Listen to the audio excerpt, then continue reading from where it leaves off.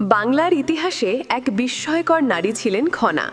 তিনি শুধু একজন জ্যোতিষী নন, ছিলেন কৃষিবিদ্যা, আবহাওয়া আর জীবনের জ্ঞান ছড়িয়ে দেওয়া এক নারী দার্শনিক, যার বলা বচন আজও বাংলার মাটিতে শোনা যায় খনার বচন নামে। কথিত আছে অনেক বছর আগে শ্রীলঙ্কায় জন্ম হয় এক মেধাবী কন্যার। ছোটবেলা থেকেই তিনি আকাশের তারা, মেঘ, বৃষ্টি আর জমির সঙ্গে সম্পর্ক বুঝতে পারতেন সহজেই। তার নাম ছিল খনা।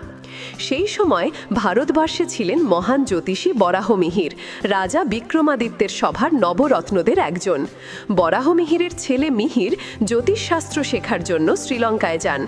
সেখানেই মিহির খনার সঙ্গে দেখা করেন। দুজনের মন মিলে যায় আর তাদের বিয়ে হয়। বিয়ের পর মিহির খনাকে নিয়ে ফিরে আসেন তার বাবার কাছে উজ্জয়িনীতে। বরাহমিহির প্রথমে খনাকে সাদরে গ্রহণ করলেও ধীরে ধীরে তার অসাধারণ জ্ঞান ও ভবিষ্যৎবাণী দেখে অবাক হয়ে যান। খনা যখন গ্রামের মানুষের জন্য আবহাওয়া, বীজ বপন, ফসলের সময় ইত্যাদি বিষয়ে পরামর্শ দিতে থাকেন, মানুষ তার কথায় বিশ্বাস করতে শুরু করে বরাহমিহিরের থেকেও বেশি। খনার স্বামী মিহির একসময় পিতার সাথে রাজসভায় কাজে যোগ দেন এবং জ্যোতিষবিদ্যায় ব্যুৎপত্তি লাভ করেন। একসময় তারা গণনায় একটি সমস্যা দেখা দেয়। কোনোভাবেই সে সমস্যা সমাধান করা যাচ্ছিল না। এমতাবস্থায় এ সমস্যা সমাধান করে দেন খনা। সমাধান করে দৃষ্টি আকর্ষণ করেন রাজার। এতে সভার পদ হারানোর সম্ভাবনা দেখেন শ্বশুর। এক পর্যায়ে খনার সাথে তার তর্কও হয়।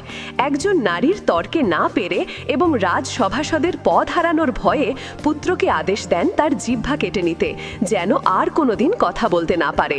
স্বামী ও শ্বশুর মিলে তার জিহ্বা কেটে দিলে সেখান থেকে প্রচুর রক্তক্ষরণ হতে থাকে। অতিরিক্ত রক্তক্ষরণে তাতেই খনা মৃত্যুবরণ করেন।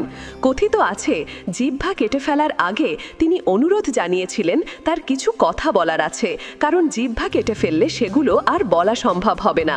তাকে অনুমতি দেয়া হলো।